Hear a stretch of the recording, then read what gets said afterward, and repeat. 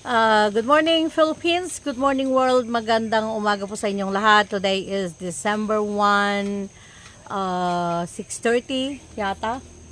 Tignan natin. Patingin yung cellphone. 6:44 ng umaga po dito sa San Luis, Pugula, Union.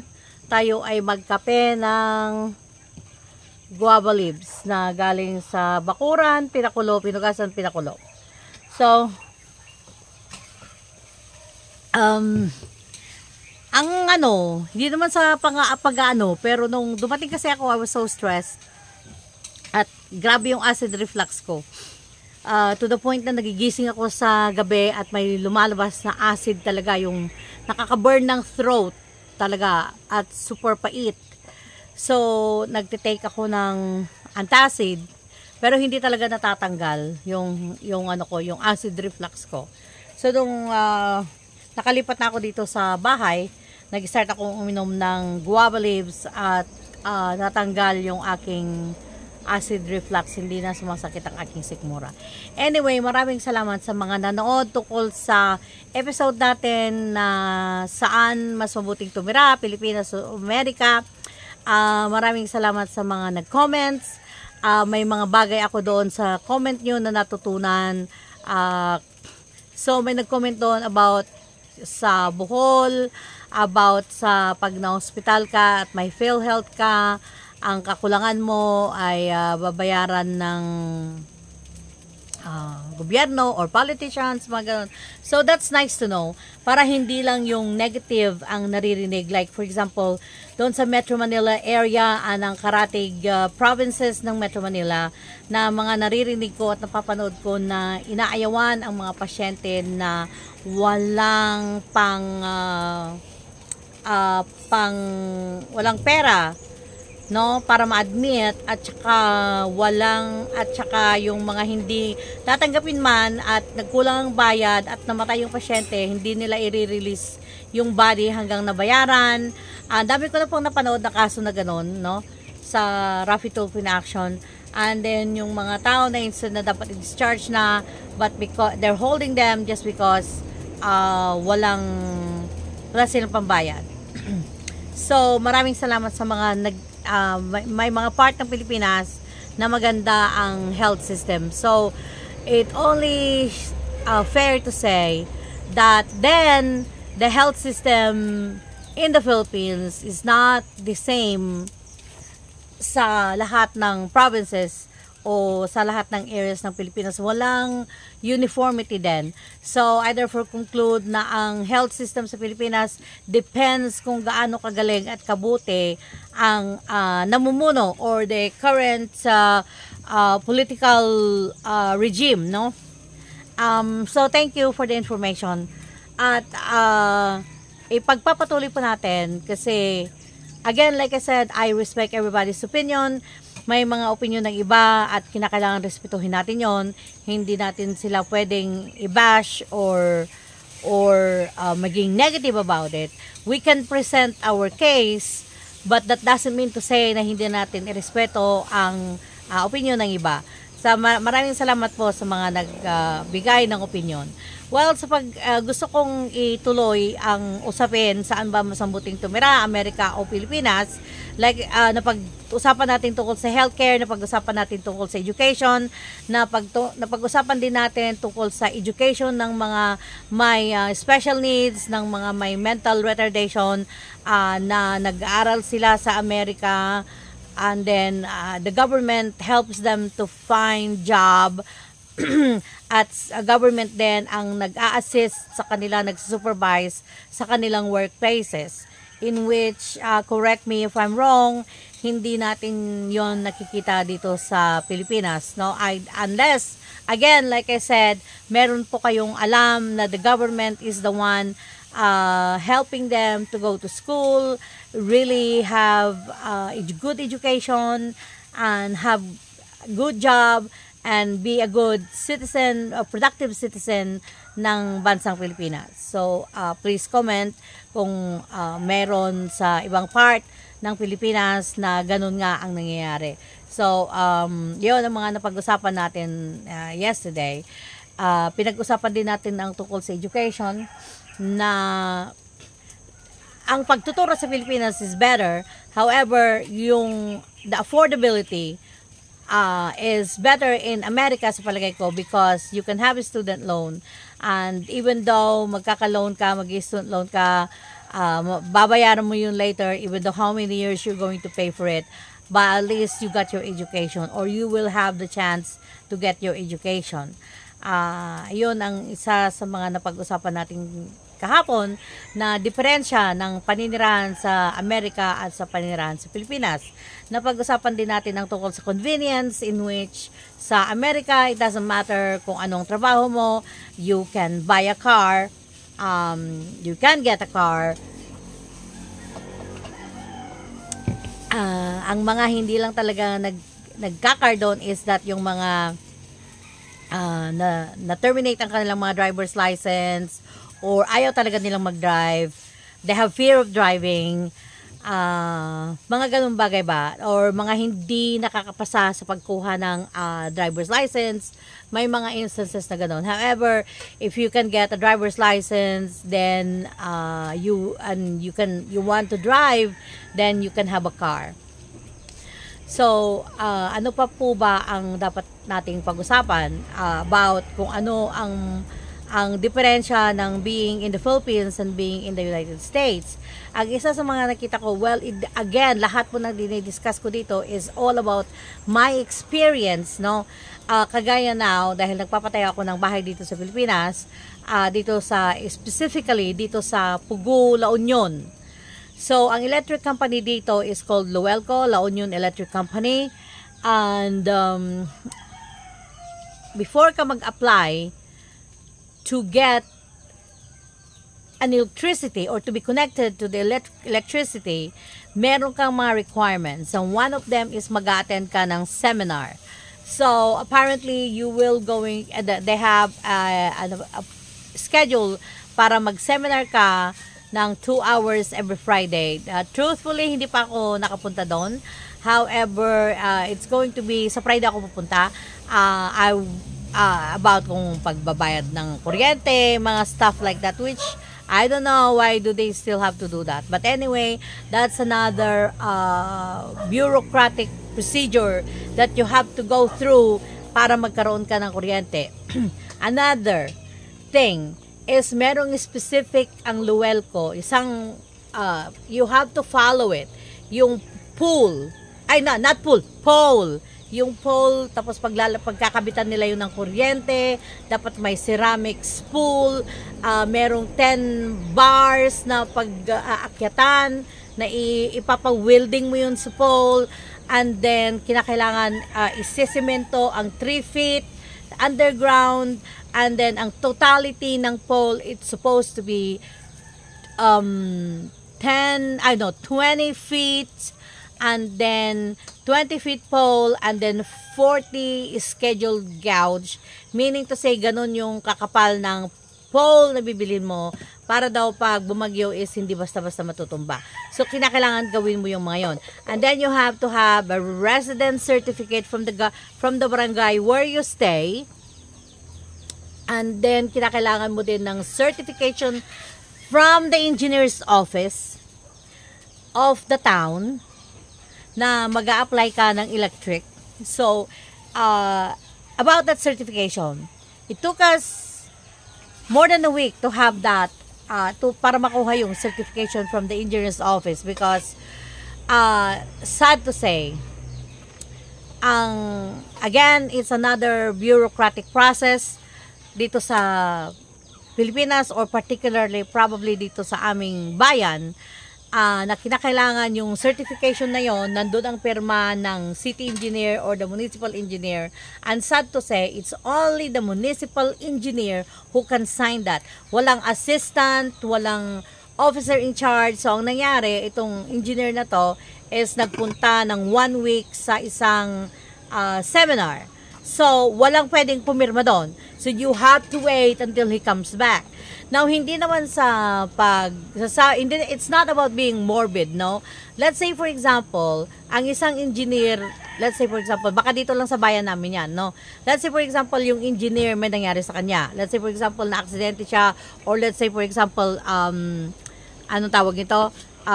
Not accident, nagkasakit. Okay, let's say for example, nagkasakit siya. And then he will not be able to go to the office for 2 weeks. You know, then you cannot get electricity because it has to start from him. And yung form na yon is nandun talaga is the municipal engineer. Siya munang pipirma, and then after him, and then it has to go to the mayor's office.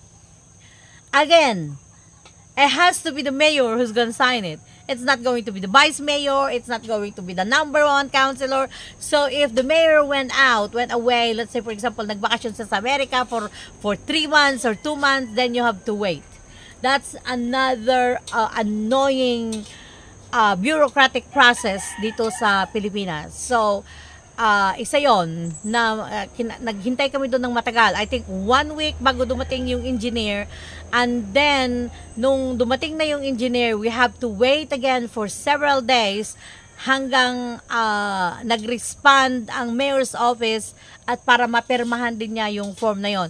So, in totality, we waited like 2 weeks 2 weeks in order for us to get that certification na dinala namin sa electric company para isa yon sa mga requirements. And you have to give them 2 copies. And then here's another thing. You have also to give them 2x2 pictures, 2 copies with white background. Hindi pwedeng brown background, hindi pwedeng black background. So kung meron ka for example 2x2 na ID dyan and you don't have a white background, well, you have to go and get an ID of 2x2 with white background, and you have to spend 60 pesos for that photo because hindi lang naman 2 piraso yun eh. Hindi ka naman nila pwedeng bigyan lang 2 piraso. But anyway, spending 60 pesos for that. And, I forgot to tell you about the certification from the mayor, from the engineer's office. You have to pay another 575 pesos certification plus zoning fee for electric application. Electric application lang po yun ha. And then, pagkatapos mong makuha yung mga requirements na yon, so, nagdala kami doon with my ID, official government ID, no? Plus the certification from the barangay dito sa amin, sa San Luis, na nagpapatunay na dito ako nakatira. And then, plus my government issued ID. So, pagdating namin sa Luelco is still not enough. You must have your teen ID. So, ang hirap nito is that ang teen ID you can only get sa San Fernando, La Union, which is kung may sasakyan ka at hindi traffic, it will only going to take you 20-25 minutes, but because the traffic in that area is terrible, so it will take you long time to get there. And imagine we are talking about Bureau of Internal Revenue, so expect na magiging crowded ang place, and baka pagdating doon, I don't even know what else are they going to ask from me. So, ayun po ang mga requirements. So from all those documents, from all those forms and photos and certifications, ikaw pa rin ang mamimili ng pole, ikaw ang magpapa-welding, ikaw ang maglalagay doon sa ground, ikaw ang bibili ng wire to connect from your house to the nearest electric connection. So, depending on gaano kalayo yung pagkukuhanan ng kuryente, it's going to be expenses mo. And, on top of all that, you will pay around 9,000 pesos for the para malagyan ka ng electricity. So, wala pong ganun sa Amerika. Kasi, sa Amerika, once na in-inspect ang bahay mo, So, i-inspectin nyo ang ventilation niya, ang electricity niya, ang HVAC niya. I-inspectin lahat yon yung bahay mo. And kapag inaproban na ng city inspector ang electric wirings mo and everything, wala ka nang problemahin pa sa electric company. All you need to do is to call them up and tell them, hey, connect my electricity. And then the electric company will be the one to do its job. Titignan nila to make sure that you pass the inspection. Hindi mo na yung trabaho, sila na. And then they just connect you in one day and boom, done. So yun, isa yun sa mga napakahirap dito sa Pilipinas. We have so much bureaucratic process na sayang sa papel because they will be asking for duplicate of this and double copy of that and triplicate copies of this and triplicate copies of that. It's really very yung talagang like what's the term? I cannot remember the term. Kaya iyon ang isa sa mga, kung tatanungin mo ako sa part na yan, mas gusto ko sa Amerika kesa dito because of those things. And we're only talking about electricity here. So, isa yon na negative sa dito sa Pilipinas. Kaya kung minsan yung mga nagsosolar na lang, yung mga simple na wala kang appliances and all that you don't have to go through all that, it's okay. Kaya ang hirap nito because of the bureaucratic process na pinapahirapan ang mga tao na what are you doing here? Na because pinapahirapan ang mga tao sa pagpapakabit ng kuryente. Imagine yan yung magbabayad ka ng fee na 9,000 pesos plus gagawin pa yung mga pole at kung ano-ano pa ang requirements ng isang electric company, hindi ka na lang magpapakabit. So, ang ginagawa ng mga karamihan is nagkukuha na lang sila ng electric sa kapitbahay nila. So, nangyari nagkakaroon ng sunog. So, paging po sa government ng Pilipinas na hopefully one is going to watch this na think about it. For safety reasons at para maiwasan ang maraming sunog, gawin nyo pong mas madali ang pagpapakabit ng kuryente at mas affordable than paying 8,000, 9,000 pesos plus all those other expenses is napakabigat po yun sa isang ordinary na mamamayan na gustong magkaroon ng kuryente. Di sana yung mga gagastusin nila na yon is na lang yung ibayad na lang nila ng kanilang monthly bill. O kaya kung meron mang ganong bill yung gusto, yung kalaki ng bill na yon kalaki ng application fee na yon is sana man lang nyo na lang ibawas nyo monthly o i-allocate nyo monthly sa kanilang bill para ma-afford nila ang mag-apply ng electricity. Nang sa ganon, hindi sila nakikikabit sa kapitbahay at hindi nagkakaroon ng source ng sunog ang dito sa lalo na sa mga crowded areas. So, kaya now naintindihan ko kung bakit na nagkakaroon ng maraming electric sunog at dahil sa pakikipagkabit lang sa pagja-jumper, pakikabit sa kapitbahay ng mga kuryente, pakikipagkabit ng kuryente sa nanay, sa tatay o sa kapatid is because napakahirap, napaka-complicated pala ang magpakabit ng kuryente. Unless na meron ka talagang kakayahan is mahirapan ang isang ordinaryong mamamayan para magpakabit ng kuryente. So, yun po, ang isa sa mga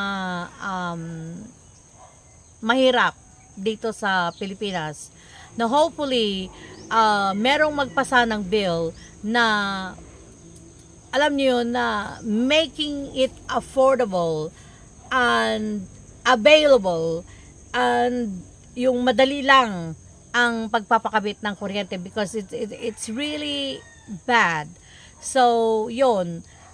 Thank you for watching, and mag-discuss po pa tayo sa mga susunod na araw kung ano ang kaibahan ng pagtira dito kumpara sa Amerika. At ako po i-discuss ko lang naman po yung nalalaman ko, yung personal experience ko. Hindi po ako pwedeng mag-discuss ng mga hindi ko po alam because then hindi ko alam eh. I-discuss ko lang po yung mga nalalaman ko, and again, like I said, my first-hand experience. So, please comment below. Kung meron po kayong mga opinion, irerespetuhin po natin yan because everyone is entitled to its own opinion, at sa pagsasabi nyo ng mga opinion nyo, we can learn from each other. So maraming salamat po. Again, good morning from San Luis, Pugu, La Union.